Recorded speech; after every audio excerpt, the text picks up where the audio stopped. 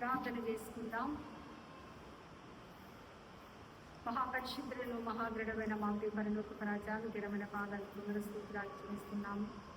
అయా నా తండ్రి, మా జీవితాలను ప్రేమించి నా తండ్రి నాయన, అయా నా తండ్రి దినమైన అయా ప్రత్యేకంగా నా తండ్రి నాయన, ఆ సిలువలో నా తండ్రి నాయన మూడవ మాటగా నా తండ్రి నాయన, అమ్మ ఇదిగో నీ కుమారుడు, ఇదిగో నీ తండ్రి అనేసరి అప్పచెప్పిన మాటను ధ్యానించబోతుండగా నీ లేఖనాల ద్వారా మా అందరితో మాట్లాడి మా జీవితాలను సరిచేయగలరు యేసు రామరెడ్డి కూర్చున్న పరమ తండ్రి. ఆమేన్. పరిశుద్ధమైన బైబిల్ గ్రంథంలో నుంచి యోహాను రాసిన సువార్త 19వ అధ్యాయము 26వ వచనాన్ని చదువుకుందాం. యేసు తన తల్లియు తాను ప్రేమించిన శిష్యుడను దగ్గర నిలుచుండుట చూచి, అమ్మా ఇదిగో నీ కుమారుడు అని తన తల్లితో చెప్పెను.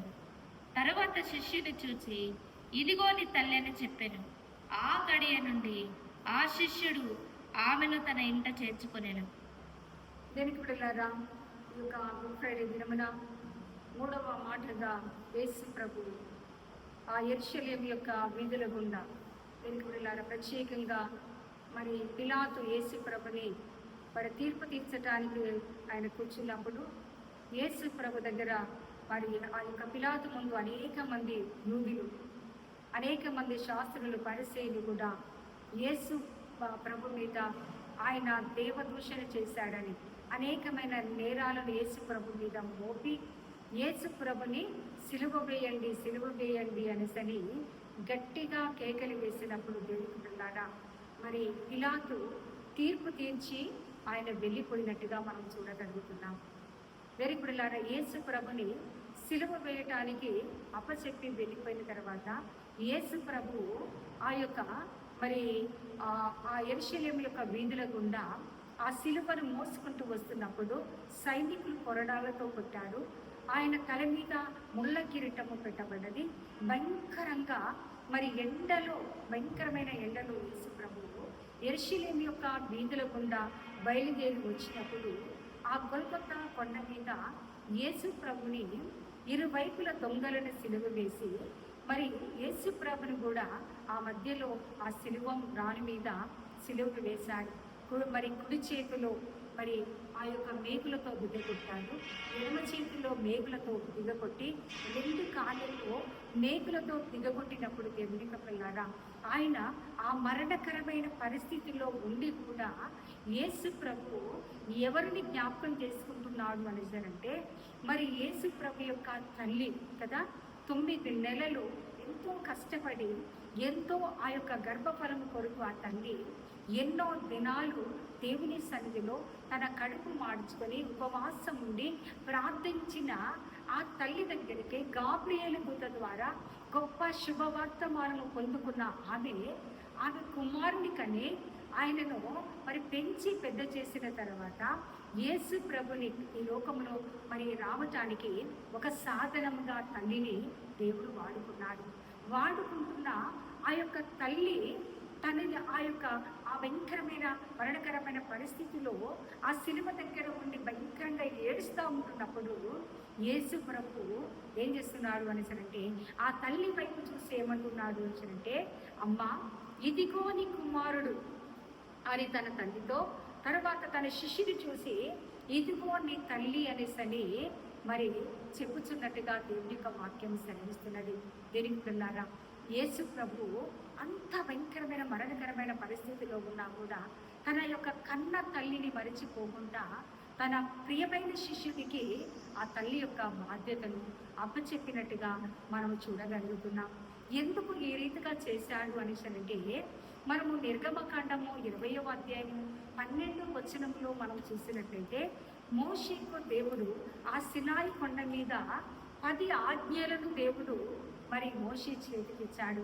ఆ ఆజ్ఞలలో మరి ఒక ఆజ్ఞను మనం గమనించినట్టయితే నిర్గమకాండము 20వ అధ్యాయము 12వ వచనంలో, నీ దేవుడైన యెహోవా మీకు అనుగ్రహించే దేశంలో నీవు దీర్ఘాయుష్మంతుడు అగునట్లు నీ తండ్రిని నీ తల్లిని సన్మానించుము. సన్మానించుము. దేనికి వెళ్ళారా, ఇక్కడ ఆ మోషే ఇశ్రాయేలు దేవుడైన యెహోవా మోషేకు 10 ఆజ్ఞలు ఇచ్చాడు. ఆ ఆజ్ఞలలో ఒక ఆజ్ఞ ఏంటిది అనేసరంటే ఆయన అంటున్నాడు, నీ దేవుడైన యెహోవా నీకు అనుగ్రహించిన దేశములో నీవు దీర్ఘాయుష్మంతుడుగా ఉండాలంటే నీ తండ్రిని నీ తల్లిని సన్మానించుము అంటున్నాడు. అంటే ఆజ్ఞలలో ఒక ఆజ్ఞ ఏంటిది అనేసరంటే తల్లిని తండ్రిని సన్మానించుట. దేనికి వెళ్ళాలా? కాబట్టి యేసు ప్రభు మరణకరమైన పరిస్థితిలో ఉన్నా కూడా దేవుని యొక్క లేఖనాన్ని ఆయన నెరవేరుస్తూ ఉంటున్నాడు. దేవుని యొక్క మరి ఆజ్ఞలను యేసు ప్రభు పాటించి ఆ యొక్క వృద్ధాప్యములో ఉంటున్న తల్లి ఆ శిలువ దగ్గర కూర్చొని మరి రోధిస్తూ ఏడుస్తూ ఉంటే తల్లి యొక్క బాధ్యతను మరి అక్కడ యేసు ప్రభు అప్పచెప్పినట్టుగా మనము చూడగలుగుతున్నాం. రీసెంట్గా మేము యెరూషలేమునకు మరి వెళ్ళినప్పుడు, మరి ఆ యొక్క టర్కీ దేశంలో మేము వెళ్ళినప్పుడు మరి యేసు ప్రభు యొక్క తల్లి అయిన మరియ ఇంటికి మేము వెళ్ళటము జరిగింది. ఆ స్థలంలో చూసినప్పుడు యోహాను భక్తుడు ఎంతగా వృద్ధాప్యంలో ఉంటున్నా తన యొక్క తల్లిని ఆ దేశంలోనికి తీసుకుని వెళ్ళి ఎంత చక్కగా భద్రపరిచినట్టుగా మనము చూడగలుగుతున్నాం. దేనికుడలారా, ఈరోజు ఈ వాక్యం వింటున్న ప్రతి ఒక్కరము కూడా నువ్వు పురుషుడమైనా స్త్రీమైనా కూడా ఎవరమైనా మనం కావచ్చు, కానీ దేవుడు మనకిచ్చిన తల్లిదండ్రులను మనం ఏం చేయాలి అనేసరంటే మనము సన్మానించాలి అనేసరి దేవుని యొక్క వాక్యము సెలవిస్తా ఉన్నది. ఎఫెసీలకు రాసిన పత్రిక 2వ అధ్యాయము 6వ అధ్యాయము 2వ వచనములో నీకు మేలు కలుగునట్లు నీ తల్లిని నీ తండ్రిని సన్మానించు ఏమంటున్నాడు?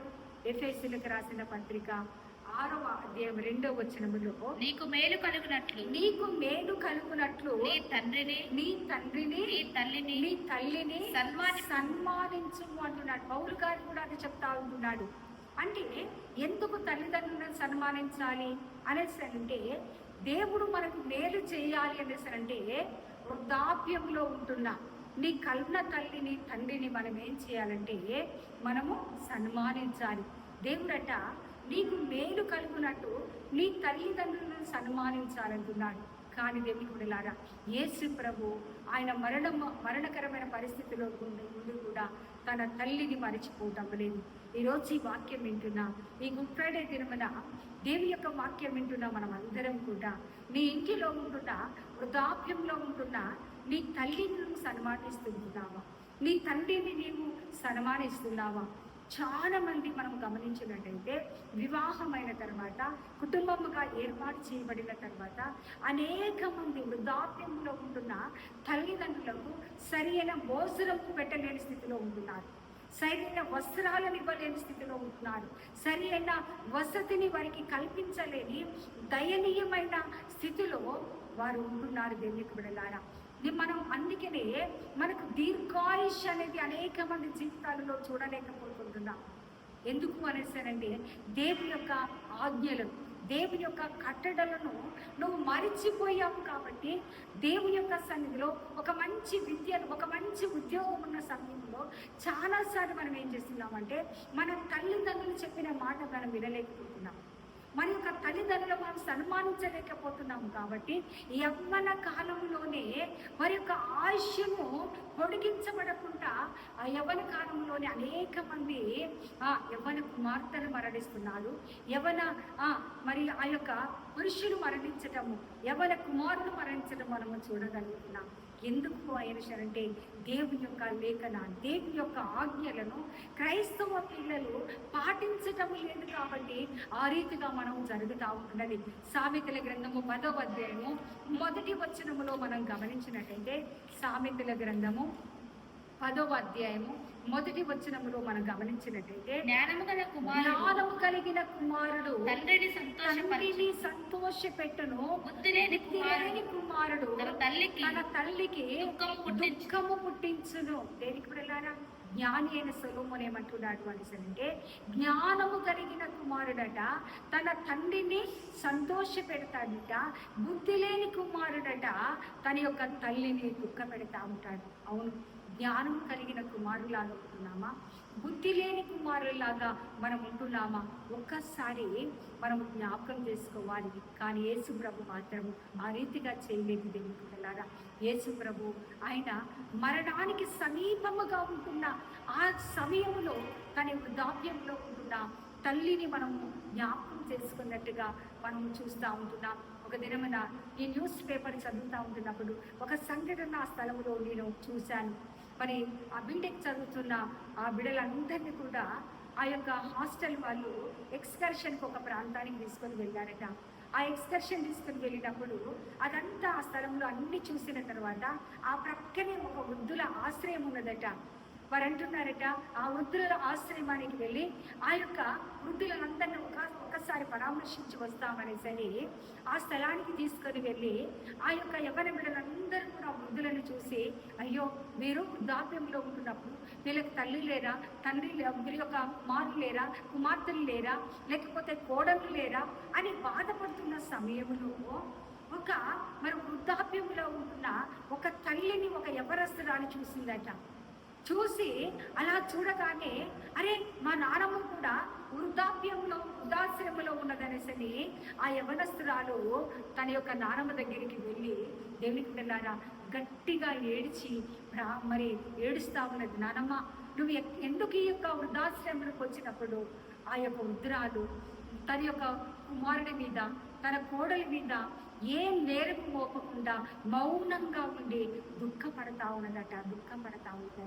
దేవునికి వెళ్ళారా, ఈ వాక్యం వింటున్నా, మరి నువ్వు కోడలు కావచ్చు, కుమారుడు కావచ్చు, నువ్వు కుమార్తె కావచ్చు, కానీ వృద్ధాప్యంలో ఉంటున్న నీ తల్లిదండ్రులు ఎక్కడ ఉంటున్నారు? నీ స్వగృహంలో ఉంటున్నారా? వృద్ధుల ఆశ్రయంలో పెట్టి డబ్బున్నది కదా, ధనమున్నది కదా అని సరే డబ్బులు పెట్టి అక్కడ ఇచ్చేసి నీ యొక్క ప్రేమను కదా, వృద్ధాప్యంలో ఉంటున్న తల్లి ఏం కోరుకుంటుందంటే కుమారుని యొక్క ప్రేమను కోరుతూ ఉంటుంది, కోడలి యొక్క ప్రేమను కొడుతూ ఉంటుంది, మనమరాళ్ళ యొక్క మనముల ప్రేమను కోరుతూ ఉంటుంది. కుమార్తె యొక్క ప్రేమ ఆ వృద్ధాప్యంలో ఉన్న వారు కావాలని మరి వారు ఆశపడతా ఉంటారు. కానీ నేటి దినాలలో ఉంటున్న అనేక మంది క్రైస్తవ కుటుంబాలలో మనం గమనించినట్టయితే వారి యొక్క తల్లిదండ్రులను భోజనం పెట్టలేక, వస్త్రాలు ఇవ్వలేక, గృహాలలో ఉంచుకోలేక ఏం చేస్తున్నారు అనేసరంటే వృద్ధుల ఆశ్రయములలో పెడతా ఉంటున్నారు. మనం గమనించినట్టయితే సామెతల గ్రంథములోని కనుక మనం వెళ్ళినట్టయితే 23వ అధ్యాయము 22వ వచనాన్ని కనుక మనము గమనించినట్టయితే, నిన్ను కనిన నీ తండ్రి ఉపదేశం అంగీకరించు, నీ తల్లి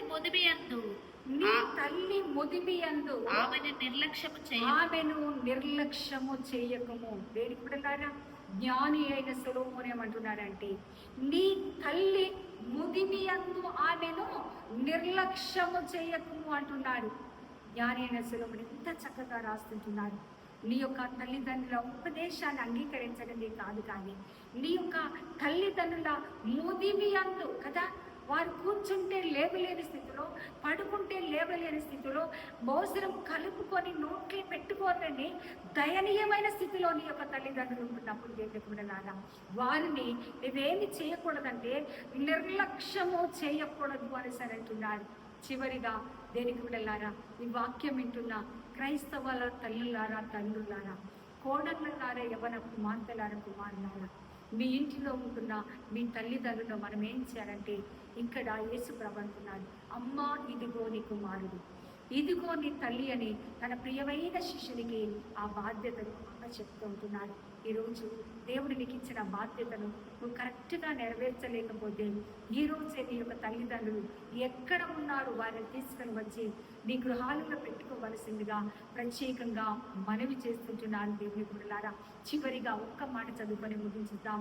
సామెతల గ్రంథము 30వ అధ్యాయము 17వ వచనములో మనం గమనించినట్లయితే, సామెతల గ్రంథము 30వ అధ్యాయము 17వ వచనములో, తండ్రిని అపహసించి తల్లి మాట విననొల్లని వాని కన్ను లోయ కాకును పీకును పక్షిరాజు పిల్లలు దానిని తిను. దేనికి పిల్లారా, ఈ సామెతల గ్రంథములో 30:17లో ఏమంటున్నాడంటే, తండ్రిని అపహసించి తల్లి మాట వినలొల్లని వాని కన్నులట లోయ కాకులు పీకునట పిల్లలు వచ్చి వాటిని తినట అంటే చూసారా? దేనికి పెట్టారా? తల్లిదండ్రుల మాటను మనం అపహసించి వినకుంటే ఆ యొక్క కాకులు వచ్చాట వారి యొక్క కళ్ళను పీకుతాయి. లోయ కాకులు వచ్చి వాటిని తినును అంటున్నాడు. దేనికి పిల్లారా? అంత శపించబడిన స్థితిలోనికి మనం వెళ్ళకూడదు. దేవుడు మనకు దీర్ఘాయువును దేవుడికి అంద చేయాలి అంటే వృద్ధాప్యంలో ఉంటున్న తల్లిదండ్రులను జ్ఞాపకం తీసుకోవాలి. యేసు ప్రభు సిలువలో ఉండి కూడా తన తల్లిని ఏం చేస్తున్నాడంటే జ్ఞాపకం తీసుకుంటున్నాడు. అమ్మ ఇదిగో నీ కుమారుడు, ఇదిగో నీ తల్లి అని చెప్పి తన బాధ్యతను సిలువలో నెరవేర్చి మనకందరి కూడా మాదిరికరమైన జీవితాన్ని జీవించిన ఆ యేసయ్యలాగా మనమందరం కూడా మన తల్లిదండ్రులను సన్మానించి దీర్ఘాయుష్మంతులుగా ఉండటానికి దేవుడు తన కృప మనందరికీ అనుగ్రహించుగాక. చిన్న ప్రార్థన చేసుకుందాం. మహాపరిశుద్ధులను మహాగ్రడమైన నా ప్రియ పరలోకపు రాజ్యానికి ఘనమైన పాదాన్ని పొందనాలు స్తోత్రాలు నాయన. ఈ ఫ్రైడే అయా నా తండ్రి దినమున మూడవ ఒక మాటగా నా తండ్రి నాయన ఆ సిలువలో ఉండి నా తన అమ్మ ఇదిగో నీ కుమారుడు, ఇదిగో నీ తల్లి అనేసని అయ్యా మీ యొక్క ప్రియమైన శిష్యుడికి తల్లి బాధ్యతను అప్పచెప్పి నా తండ్రి నాయన మా అందరికీ మాదిరికరమైన జీవితాన్ని జీవించిన నా తండ్రి నీ పొందనాలు. ఈ వాక్యం వింటున్న ప్రతి ఒక్క అయా నా తండ్రి నాయన బిడ్డలందరూ కూడా వారి జీవితాలను సరి చేసుకొని నా తండ్రి అయ్యా దీర్ఘాయుష్మంతులుగా ఈ లోకంలో బ్రతకటానికి నాయన కన్నా తల్లిదండ్రులను సన్మానించగలిగిన కృపల్లోనికి బిడ్డలను నడిపించి దీవించగలని యేసు నామమున అడిగి వేడుచున్నాము పరమ తండ్రి. ఆమేన్.